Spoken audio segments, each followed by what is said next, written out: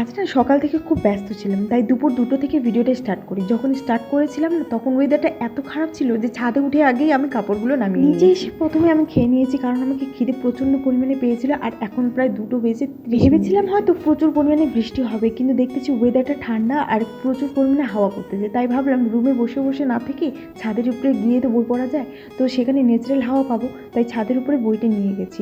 কিন্তু বইয়ের ওখানে না কিছুতেই মন টিকছিল না, কারণ ওয়েদারটা এত সুন্দর মিষ্টি করে এক জায়গায় তাকিয়ে গান গাইতে ইচ্ছে করছিল, কারণ আমি না একা থাকতে খুব পছন্দ করি। তারপরে নিচে এসে প্রায় তখন 4:30 বাজে, তখন এই যে এই ড্রেসগুলোকে সেলাই করে নিয়েছিলাম।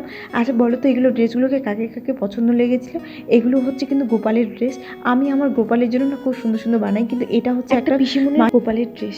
তো এগুলো ড্রেসগুলো দেখার পরে না আমি কিছুতেই না নিজেকে ধরে রাখতে পারছিলাম না, কারণ এত সুন্দর ড্রেসগুলো দেখে মনে হচ্ছিল যে আমি আমার গোপালকে পরাই। কিন্তু আমার গোপাল যেহেতু অনেক ছোট, তাই আমি নিজে হাতে না চেষ্টা, গোপাল তো খুব ছোট, তাই বেশিরভাগ